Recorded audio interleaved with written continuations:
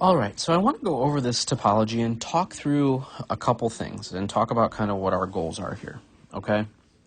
So, to start off, these are all PCs that are on different VLANs, okay? So, we have VLAN 1, 2, 3, and 4, okay? So you can assume that those are on different actual VLANs themselves. So we'll go ahead and connect them with cables with their colors, and the colors will make a lot of sense once we get going here, okay? So those are the different VLANs that we have set up. Now, when we are going through, let's talk about what our actual goals for this PE are, okay? So goal number 1 is to set up our VLANs. Now, remember, VLANs serve a couple purposes.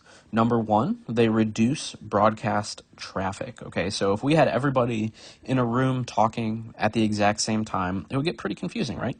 So what we do is we kind of section off this switch so that way we can say, okay, you guys are just talking to one another. Okay, you guys here, you guys are just talking to one another. So all of these networks that are right here, they're not going to have to talk over one another, okay? So it's more efficient. Also, it's for security purposes. So let's say this is the teacher PC here, and this here is the student PC. You know, we want to be able to block access from getting to the teacher's machine. Or maybe this one over here is the guest network. And then this last one is IT, so it has all of our servers in it, okay? So VLANs give us a layer of security as well, okay? So VLANs are a very good thing. They definitely help us. They just add a little bit of complexity to our network, okay? So this network that we're creating here, I will, let's back those boxes up just so it's not as confusing. Let's go ahead and make our connections, okay? So in case you didn't know, these here are our switches, these here are our routers, this is going to be our DHCP server, and then obviously we have our internet, okay? So our goal is to establish our connectivity, so we want to make sure that we have our VLANs, and then we're going to have to go through and talk about OSPF, which is the dynamic routing protocol that we are going to use for this. From there, we are going to go through and set up our DHCP. And then finally, we need to talk about how are we getting out to the internet. Okay, so this is, although it looks simple here, this is to represent kind of a larger corporate network, okay? So like this could be the New York office, and this over here can be the Chicago office, okay? And you can do things where maybe we even want to share a single DHCP server to these different places. I think that would be a very horrible idea, especially if that connection goes down, but you could do it, okay? So this kind of signifies that level of infrastructure that we're dealing with, okay? So first things first, and that is our setting up our VLANs, okay? Sorry, that little speck there, it's bothering me. So setting up our VLANs, okay? So we've gone through and we have plugged in these devices to their switch ports, okay? So a lot of times when you're setting up these networks, you'll be given some guidance, okay? And what I mean by guidance is you might see something like ports number 1 through 10 are part of VLAN 1, whereas ports, I don't know, 10 through 20 might be for VLAN 2. Okay, and what's cool about VLANs is I could technically, through the magic of Cisco and our VLANs, how we tag traffic, I actually could take one of these ports over here even, and I can say, hey, this port is part of the VLAN, the second VLAN here. Okay, but that's a little bit beyond this, but that is, that's what VLANs, it allows that to be possible.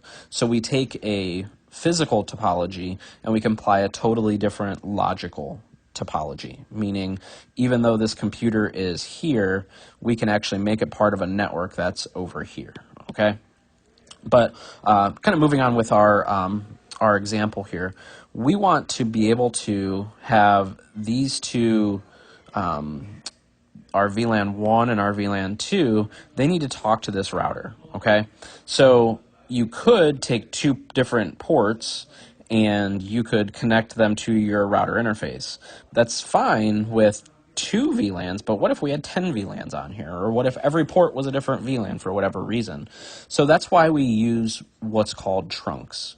And what trunks are is we use one port and we go in and we say switch port mode trunk. And with that port, it's actually able to carry traffic from 2 different VLANs, okay? So with this, from here down, these are going to be, they're called access ports, and those connect to end user devices. And then from here up is going to be, we're using a trunk. So the mode is going to be trunk. Okay, that's the only thing that a switch port can be, is either an access port or a trunk. Okay, so in the case of our connection of our switch to our router, it is going to be a trunk port. Okay, so what that allows us to do, it allows us to send traffic from both of those VLANs up to that router. So when you look at this diagram, what I want you to think about is that the fact is this right here is one network, and then this over here is a totally separate network. Okay, because we're going to need it when we are doing things like IP helper, or we are doing any ACLs, access control lists, and things like that. Okay, so what we've done is we've now created this network, but we need to know how to get out of this network. Okay, so when we connect this trunk port into here, it's going to connect to the G01 physical interface, or G00, whatever. But we're going to talk about this thing called sub interfaces. Okay, so sub interfaces allow us to create kind of virtual interfaces, just like if you had a virtual machine, let's say a virtual Linux machine running on your PC. You know, it has Windows as the main operating system, but then it runs Linux in there as well. And that's in just a virtual machine. That's kind of what a sub interface is. So in order to create our sub interface, we would just type in our normal interface command, but instead of just G01, we put a period, and then we type in whichever sub interface that we want. And to keep it simple, because this is VLAN 1, 2, 3, and 4, we're going to use .1.1, okay, or 1.2, whatever it might be, okay. So those sub interfaces, instead of us connecting to G01, we're actually going to create its own interface right here. So this will be .1.2, and then this here will be G01.1, okay? So when you create these interfaces, in order to give it an IP address, you have to type in the command encapsulation, and then you have to say which VLAN it is. So in the case of this network right here, we would type in encapsulation 1. And what's happening is, as traffic is coming in, so let's say our switch is here, okay, and then our router is here. So you have traffic that's coming in that is from VLAN number 1, and then you have traffic that's coming in from VLAN 2. So what these interfaces do, it's kind of like this is a stream, okay? And these sub-interfaces have nets that are designed to just look for fish that are that color, okay? So in this case, we would have, you know, this sub-interface here. It would grab the traffic from the VLAN 1, and then our gray one down here, it's going to grab all the traffic that is destined for VLAN 2. Okay, so that's what these sub interfaces allow us to do, is it not only allows us to have a connection to our router, but it allows us to keep our network separated, and then this right here defines our default gateway.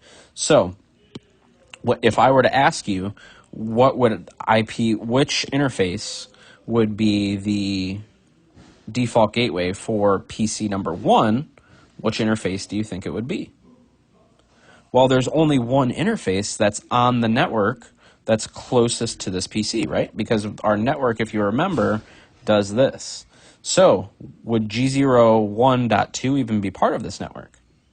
The answer is no. Okay, we've set up our encapsulation, our little net, in order to catch that traffic, and that's on G01.1. Okay, so that's super important, and I found like this is one of the hardest concepts for students to understand, is that, in this, do we have any traffic that's going to G01 here at all? That would be like a redfish coming down here. Well, there's no net to catch it, so why would we set any configuration for that G01 interface? Everything is going to be going to either this net or this net right here.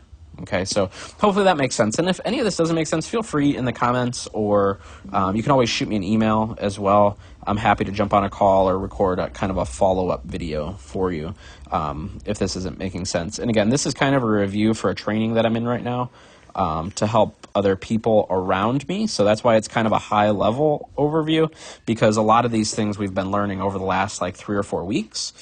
So we are taking a few things for granted. So if you are seeing this on social media and you're like, what the hell? He's like not even explaining how to do all these little things. That's fine. In the future, I might actually do like a step-by-step in Packet Tracer, but I'm just trying to go over some common things as far as the content of the course. Okay, so our first thing was to set up our VLANs. So that is done. We've gone through and set up our VLANs here. We've gone through, we've created them, we've named them, and then we've assigned ports. So remember, it is create, name, and assign. We have to do that with our VLANs, okay? And again, you should know how to create VLANs.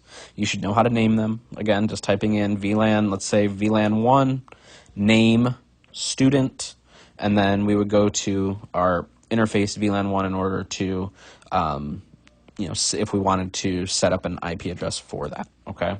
And that brings up another point too, and that is like with management, okay? A lot of times your instructions will say set up a management VLAN and then set up the default gateway for the switch. Well, a lot of students, when they are first learning networking and the instructions tell them to set up a default gateway on our switch, they assume that that's determining where the traffic's going. And that is only, all that IP address is there for us to do is for us to be able to manage it remotely, okay? So like if we wanted to use PC4 to connect to this device right here, the only way that we could do that is if this switch has a IP address, a subnet mask, and a default gateway, just like any other computer on the network. So that's all that is used for. That's the only thing a default gateway is used for when you set it on a switch. Because remember, we are talking about layer 2 devices right here. These only care about MAC addresses, they only care about frames, they don't care about IP addresses, and they don't care about packets. Okay, so you got to remember that kind of essential fundamental knowledge, if you will. Okay, so we've set up our VLANs, we've created them, we've named them, we've assigned the proper ports. If I were setting up a troubleshooting test, I would 100% put this PC in the wrong port because then it would not be part of the network, and that would be one of the things to troubleshoot. So double check that your PC is assigned to the proper port to be able to be part of that network, okay? So now, from there, we need to set up OSPF, okay? So let me draw in this network here. These are going to be our point-to-points. And then let's write down kind of some IP addressing just as a point of reference, okay? So the first VLAN that we have here, that's going to be our 10.10.1.0 network, and it's going to be a /24. So that's 255.255.255.0. Okay, and then next we are going to have our 10.10.2.0 network, 255.255.255.0. Sorry, my handwriting's atrocious. This will be 10.10.3.0, 255.255.255, and then our final one here, this will be 10.10.3, oops, that'll be .4.4.0, 255.255.255.0, okay? And then up here, we have these point-to-points right here. We'll just make those for easy understanding. That will be our 10.10. We'll use our .5 network for that one, okay?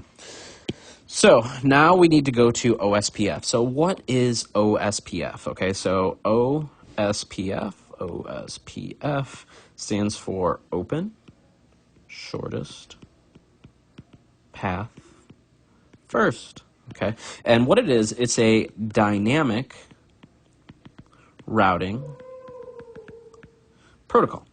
Okay, so let's break that down. Okay, we have the word dynamic. Dynamic means constantly changing and not static. Okay, so if back in the day, before we had dynamic routing protocols, we would have to go into each of these devices, each of our routers, and spell out exactly how to get from point A to point B. Okay, a dynamic routing protocol allows us to have those devices kind of be autonomous in a way. And what I mean by that is, think of OSPF kind of like a phone book, okay? Like your contact list on your phone, okay? So this router right here, we'll call this, this will be router C, okay? Let me redraw that just so it's not just smudges. Okay, so this will be router C, this will be router B, this will be router A, okay? So router C has 3 different friends, okay? So it has a friend here, in the friend being a network. It has a friend here in this network, and then it has a friend right here, okay? So when you're setting up your OSPF, what you're doing is saying, us 3 friends, okay? So routers being, routers wanting to all communicate, okay? So this right here is, it's a group, or a gang, if you will, okay? And that is called the area. So, as long as routers are in, number 1, they're in the same area, and 2, they share a similar link, so they have to know, they have to have a friend in common, okay? And what I mean by that is, if you look at B and C, for them to be friends, they need to, or to share information from contact lists, 2 things. They have to be in the same area. So in this case, this is area 0. Okay, so that first one is check. And next, they have to share a similar, share the same network, or they have to have a kind of a network in common. Okay, so between B and C, they share this network right here. Okay, and between B and A, they share this network right here. Okay, so let me clear this up a little bit. So let's say that for some reason on router A, we put in a different area, and we say, hey, on accident we fat finger it and it's area 10. Well, that instantly cuts them off from, it's like they joined a rival gang, if you will, okay? So that means the routes that are on this device will never make it over to past this line, okay? So remember those rules for your OSPF, in that it has to be the same area and they have to have a route in common, okay? So in order to set up router OSPF, or I'm sorry, in order to set up OSPF on your routers, what you have to do is you go in and you would type in router OSPF and then a number. Okay, in this case, the number is the process number, but don't worry about that. So in this example, we'll just say router OSPF 100, okay? And what we're going to do is we're going to type in the networks that we know about, okay? So starting at C, we know about 3 different networks. We know about the 10.10.4 network, we know about the 10.10.3 network, and we know about the 10.10.5 network, okay? So those statements would be network, the IP of the network. So in this case, I'll actually draw this first one out just so you understand.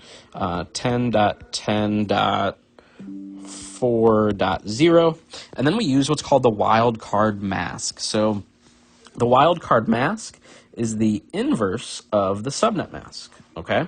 So inverse is the opposite of. So let's go through and we'll just write this down here. 0, oops, wrong color.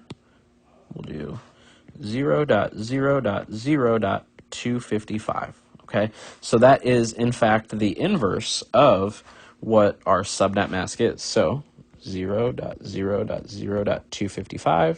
And then the last thing we type in is the area. So in this case, we are using area 10. Okay, just because that's the last one that is written here. So we are going to say area 10.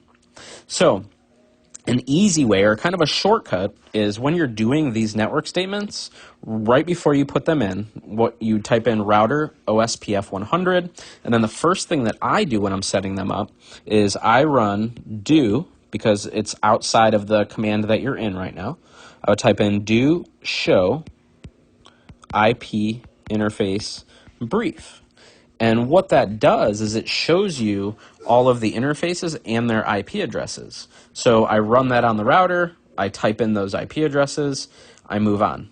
I go to router B, it only knows about 2 networks. So in this case, it knows about this .5 network and this .5 network. So I'm going to put that in B.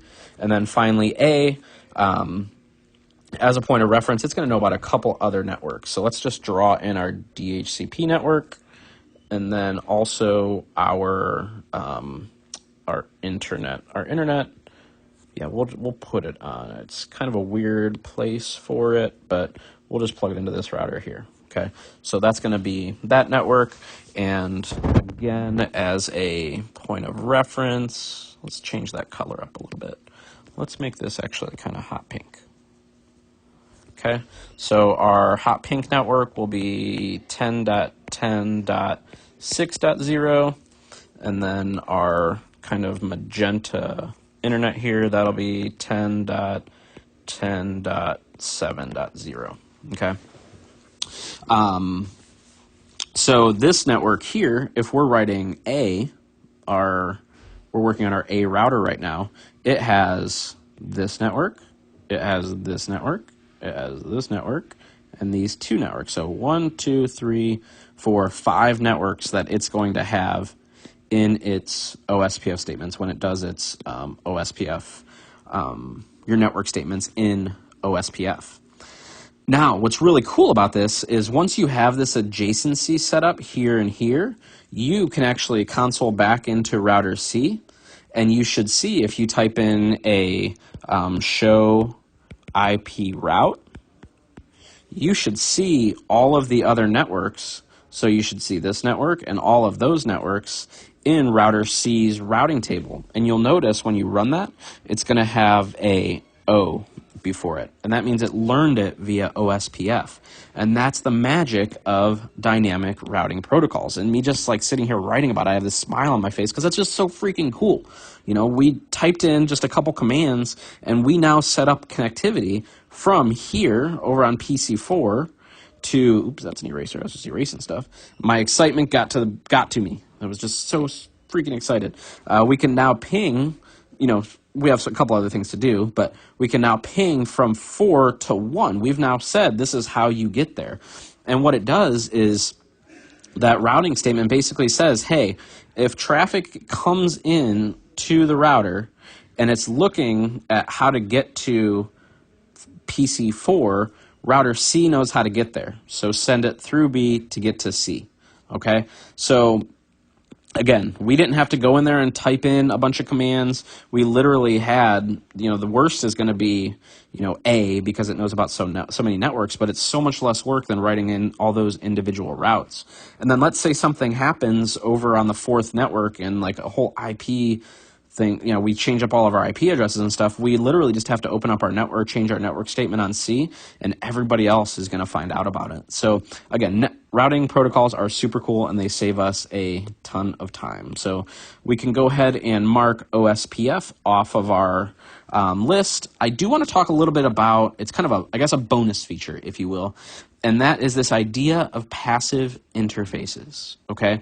I want you to stop and think for a moment, and if you are a passive person and I punch you, are you going to punch back?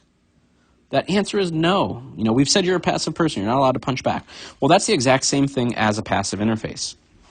So when these routing statements come through and it hits a passive interface, it's just going to listen to the information. It's not going to share its information out. So a rule of thumb is that passive interfaces go on any interface that is not a router, okay? So these ones right here, does this switch right here, does it care about IP addresses at all? Is it going to care about the, you know, what the routing protocols look like or what the IP addresses are? No, it's a layer 2 device, so it's not going to care about that layer 3 traffic. It's not its job. It's not even going to have, it's not even programmed to know anything about it. So this right here would be a passive interface. This switch, same thing. This DHCP server, does it care about routes at all? No. On the internet layer, like, yeah, there might be a router out here, but do we want the rest of the world to know what our internal routes look like? No. Okay, so we don't want hackers to be able to set up like a fake router and be able to, get more information about our network at all. So your passive interfaces should be on all interfaces that are not connected to a router. Okay, so hopefully that makes sense. That's OSPF. Now, let's talk about we're gonna jump ahead to internet real quick, okay? There is this idea of a gateway of last resort, okay? Let's break that down. Gateway, when you think of a gateway, you think of either how to enter something or how to leave somewhere, okay? That is our gateway, how we're leaving the network of last resort. And what that means is if I look at my routing table and there is nowhere else I can send it here. Okay, so in the case of this network, if it's not on the 4, the 3, the 2, the 1, or the 6 network, or the 5 network, then we need to get it out of the network because it's obviously not supposed to be here. So it's 2 parts to do this, okay? So we're going to be over here on router A, okay? And what we're going to do is we are going to do a static route, okay? So we are going to go in and we are going to type IP route, and we're going to route traffic that matches everything when it comes to the IP and the subnet mask, and then we're going to say whatever this interface is right here. So if you're doing this in Packet Tracer, it'll be whatever loopback that you have. Okay, so that's going to be the first part. But if we put that here, and we have this IP route 00 loopback, how is router C going to find out about it? We can't just type in network 0000 loopback because there's no loopback on any of these other devices. It wouldn't make sense. So we're going to use another command, and that command is called default information originate. So you're going to go back into router OSPF, whatever your process ID. So in this case, I believe we did router OSPF 100. And we are on router A because that's the one that knows how to get the hell out of Dodge. We're going to type default information originate. And what that does is it says, hey router, I want you to share out with the rest of the network that if nothing matches, then send it here. So then if 4 tries to ping something in the, let's say the 10.10.8 network, it's going to go out the internet interface. Okay, it's just going to send it out there and say good luck and Godspeed. We don't got nothing here for you. Okay, so that's the setup that we would have for the internet. The final thing, and that is DHCP. Okay, this should be one of the easiest things to configure, but I have witnessed students have kind of the most struggle that I see is with DHCP. Okay, so when it comes to DHCP, there's a couple things that we need to look at before we even touch anything. Let's just look at our network. Okay, so we're just going to deal with network number 1 right here. Okay. So, when you are talking about DHCP, it is a 4-step process known as DORA. DORA the Explorer. So we have our discover, we have our offer, we have our request, and we have our acknowledge. Okay? This first thing here is our discover packet. So I want you to think about this PC for the first time. Okay, PC1 joined the network. How in the heck, if you didn't give it a static IP address, how is it going to have any idea of what it's supposed to be? Okay, so what it's going to do, it's going to send out this DHCP discover packet. Okay, so discover means it wants to find where the IP address is. Okay, so The discovery part means it's going to be sent out to everybody. So it's going to send it out to basically every single device on the network, or it's going to send it out basically on every single port. And then we have to set something up to be able to get that information out of the router. Because remember, routers block broadcast traffic. I'm going to write it down because it's important. Routers block broadcast traffic. Okay, so we need to come up with a way that we can get this traffic is destined for this DHCP server right here. Okay, so we need a way to help that traffic out. Okay, so what helps that traffic get over there is what's called an IP helper. So if I were to ask you, as far as this PC is concerned, what is the closest router sub-interface? Oh, I kind of gave away the answer there. What is the closest router interface? Well, if we're looking at PC1, it is this one right here. It is this G01.1. Okay? Why isn't it .2? We answered it earlier. Because this .2 is not part of this network. The only interface that's even part of this network that wants to get services is this G01.1. Okay, so it's the sub interface. So we're going to go into that sub interface. We're going to type in IP helper address. And we're going to type in the IP address of that DHCP server. So when we have traffic that's coming into the switch, it's going to come in, it's going to go into the router. Now, because of our IP helper command that we put in there, it's going to say, hey, this traffic probably needs to go over to our DHCP server, and it's going to send it to the DHCP server so that the DHCP server can give it an IP address. Okay? So some of the troubleshooting things that are important when it comes to DHCP, okay? There's only a couple things that could be wrong. First is that IP helper not set up on the right interface. So, all right, DHCP troubleshooting. It's a long word. So number one is check your IP helper, okay?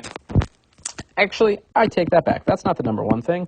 The number one thing is verify your DHCP server is set up properly. And what I mean by set up properly, I'm specifically talking about the IP address. Remember, PCs need an IP address. They need a subnet mask and a default gateway in order to talk to other devices on the network. So make sure that those are proper with your DHCP server. Again, if I were setting up a troubleshooting tip, or a troubleshooting test, that might be one of the things that I would put in there, okay? I would go in there and maybe have a misconfiguration, because if the DHCP server can't talk on this network, then how is traffic from here supposed to get over to traffic from here? How is it going to get over there, okay? So verify that first. Verify that your DHCP server is set up properly when it comes to IPs, okay? Number two, make sure our IP helper is on the closest interface to the PC, okay? Now, why is that important? Well, I could have a DHCP server over here that it might have an IP address of 200, and it doesn't matter. I could still put this IP helper address in here, and it would still make its way over to that DHCP server, okay? So, again, the IP helper goes on the closest interface to the device that needs the IP address.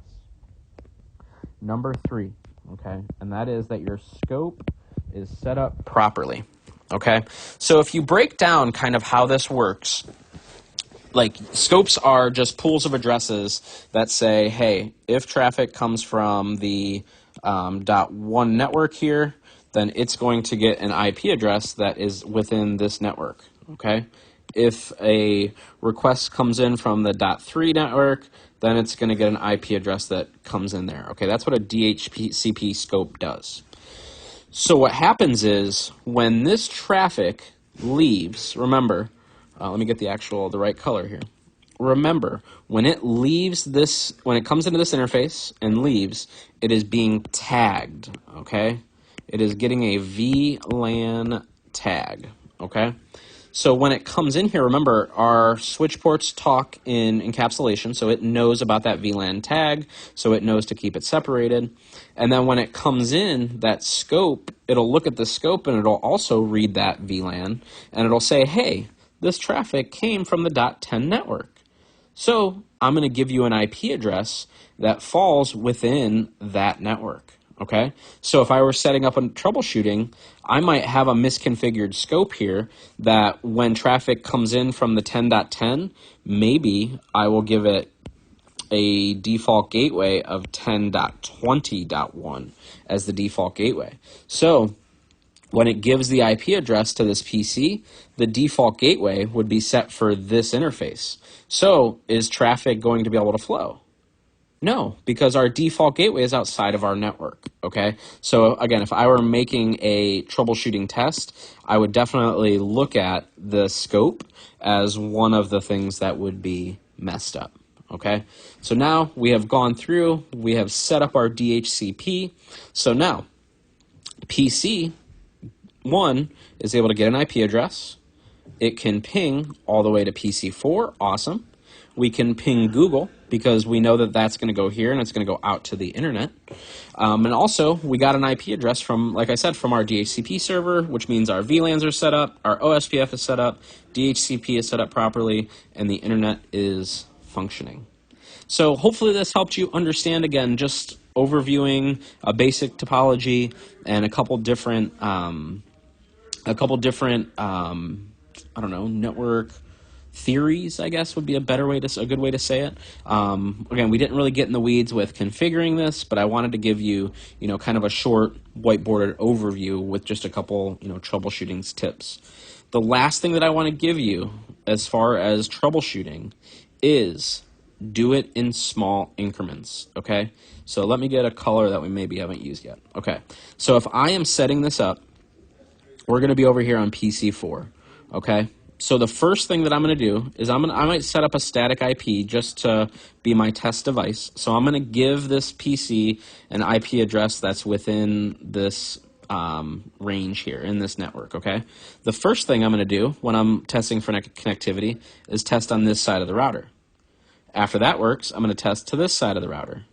After that works, here, then here, then here, then here, and then finally to PC1. Okay, I am not just going to start by sending my ping from here to here, because look at all of this craziness that we have sketched in here that could be wrong. Okay, so take small steps along the way in order to make sure your path is open. Okay, by doing that, that'll help you troubleshoot your DHCP. That'll help you troubleshoot any pinging. It'll help you slowly establish your network. Don't be overwhelmed when you see a topology like this one here.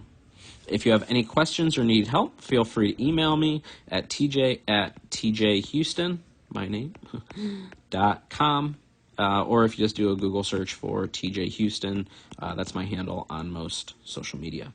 Hope this helped, and if you need anything, let me know. Thank you.